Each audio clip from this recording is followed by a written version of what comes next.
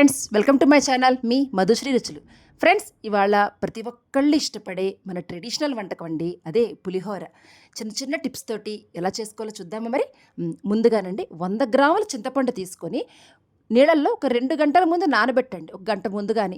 లేదంటారా అప్పటికప్పుడు 10 నిమిషాల్లోనే చేసుకోవచ్చు పులిహోర. అదెలాగంటారా, జస్ట్ ఆ 100 గ్రాముల చింతపండులో ఒక చిన్న గ్లాసు నీళ్లు పోసుకొని కొంచెం వేడి చేయండి. జస్ట్ చింతపండు కొంచెం మెత్తగా అవ్వడానికి వేడి చేసి కొంచెం చల్లారనిచ్చి ఆ మిశ్రమాన్నంతటినీ కూడానండి మిక్సీలో వేసి ఇలా వీడియోలో చూపిస్తున్నట్టుగా మెత్తగా చక్కగా పేస్ట్ చేసి పట్టేసుకోండి.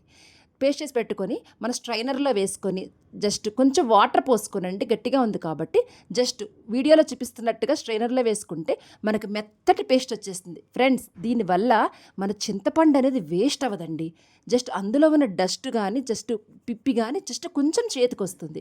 మనం పెద్దవాళ్ళు చిన్నప్పటి నుంచి మన చింతపండుని బాగా ఉడకపెట్టి పిసికి చక్కగా దాని రసం తీస్తారు, చిక్కటి రసం తీస్తారు. అది ఎక్కువ ప్రాసెస్. కానీ 10 నిమిషాలు రైస్ వండుకొని రెడీగా పెట్టుకుంటే 10 నిమిషాల్లో మన ట్రెడిషనల్ చింతపండు అండి, చింతపండు పులిహోర. చింతపండుని చక్కగా ఒక 2 నిమిషాలు ఉడకబెట్టుకొని మిక్సీ ఆడేసుకొని చక్కగా స్ట్రైనర్లో వేసుకుంటే చూడండి వీడియోలో చూపిస్తున్నట్టుగా ఇంత మొత్తం చింతపండు అనేది మనకు వేస్ట్ అవ్వకుండా జస్ట్ ఒక దానికి ఉన్న పీల్స్ పిప్పు మాత్రమే బయటకు వస్తుంది కొంచెం. సో దీనివల్ల టైం సేవ్ అవుతుంది, మన చింతపండు కూడా వేస్ట్ అవ్వదు. మరి చూసారు వీడియోలో చూపిస్తున్నట్టుగా కొంచెం కొంచెం వాటర్ పోసుకొని జస్ట్ ఈ ఈ ఈ కొంచెం వాటర్తో సరిపోతుందండి చింతపండు పులుసు. సో ఇప్పుడు తగినంత ఉప్పు వేసుకోండి అందులోనే. అలాగే 1 టీ స్పూన్ పసుపు వేసుకొని, అలాగే చూడండి పచ్చిమిరపకాయలు మధ్యలోకి చీల్చుకొని జస్ట్ ఇవి పచ్చిమిరపకాయలు చింతపండు పులుసులో ఉడికితే అవి చాలా టేస్ట్గా ఉంటాయి. ఉత్తి పచ్చిమిరపకాయలు తినచ్చు. అలాగే తగినంత కారం ఎండుమిరపకాయలు కూడా వేసుకోండి.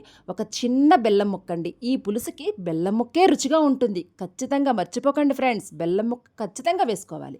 వేసుకొని జస్ట్ స్టవ్ మీద పెట్టుకొని బాగా కలిపేసుకొని స్టవ్ మీద పెట్టేసుకోండి. స్టవ్ మీద పెట్టుకొని చూడండి ఫ్రెండ్స్, ఆ వాటర్ అంతా ఎగిరిపోయి ఆ పేస్ట్ కొంచెం టైట్ అవ్వాలి. మనం వీడియోలో చూపిస్తున్నట్టుగా ఈ కన్సిస్టెన్సీలో ఉంటే సరిపోతుంది. తీసి పక్కన పెట్టేసుకోండి. ఇప్పుడు మనం తాలింపు పెట్టుకుందాం.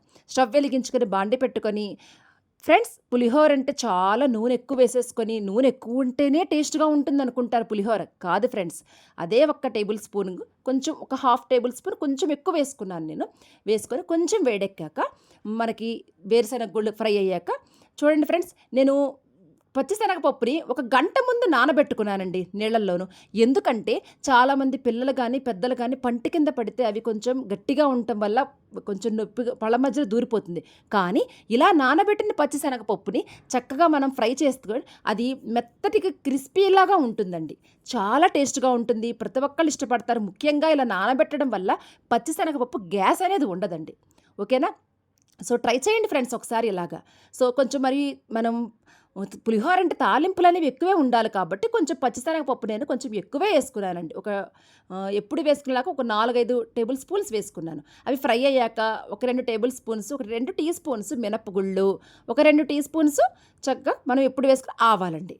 అలాగే ఇవి కొంచెం ఫ్రై అయ్యాక ఫ్రెండ్స్, నా మ్యాజిక్ అదేనండోయ్, మెంతులు జీలకర్ర పొడి ఒక టీ స్పూన్ మెంతులు జీలకర్ర పొడి వేసుకోండి. 1-1.5 వేసుకోండి. వేసుకొని మళ్ళీ కొంచెం పచ్చిమిరపకాయ చీలికలు కూడా వేసుకోండి, మనం తినే కారం గురించి వేసుకొని అవి కొంచెం ఫ్రై అయ్యాక ఫ్రెండ్స్, ఇందాక మనం చింతపండు పులుసులోనే సాల్ట్ వేసాం కాబట్టి ఇంకొంచెం 1 స్పూన్ సాల్ట్, 1 స్పూను పసుపు వేసేసుకొని బాగా కలిపేసేసుకొని అలాగే ఎండుమిరపకాయలు కూడా వేసేసుకోండి. ఇవి కూడా కొంచెం ఫ్రై అవ్వనివ్వండి. ఫ్రై అవ్వనిచ్చాక ఇంగువ లేనిదే పులిహోర లేదు. పులిహోర అంటేనే ఇంగువ కదా. సో ఇంగువ కూడా తగినంత ఇంగువ కొంచెం ఎక్కువే వేసుకోండి. ఎందుకంటే పులిహోరకి ఆ ఇంగువ ఫ్లేవర్ పడితేనే కమ్మదనం, మంచి టేస్ట్. ఫైనల్గా మన కరివేపాకు. ఓకే, కరివేపాకు వేసేసుకొని పక్కన పెట్టేసుకుందాం తాలింపుని. ఫ్రెండ్స్, నూనె లేదనుకోకండి, చాలా బాగుంటుంది. సో మనం ముందుగా ఉడికించి పెట్టుకున్న రైస్ రండి. కొంతమంది రైస్ కొంచెం మెత్తగా అయిపోతుంది. ముందుగా పులుసు ఎప్పుడూ కలపకండి. ఇదొక చిన్న టిప్పు. ఎప్పుడైనా సరే ముందు తాలింపు రైస్ కలిపేసుకోండి ఫ్రెండ్స్.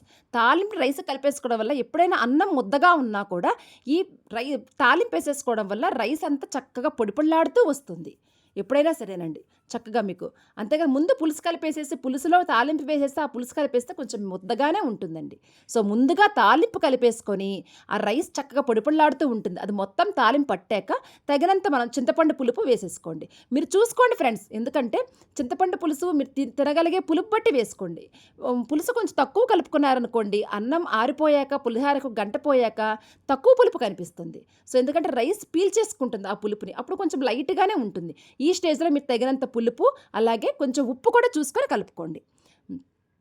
ఫైనల్‌గా మీకు నచ్చితే గనక ఫ్రెండ్స్ దీంట్లో ఆవు పిండి కూడా వేసుకోండి. జస్ట్ ఒక్క స్పూన్ ఆవాలు ఫ్రై అవ్వాల్సిన అవసరం లేకుండా. మరి అందరికీ నచ్చిందనుకుంటున్నాను. Please like, share and subscribe my channel మీ మధుశ్రీ రుచులు.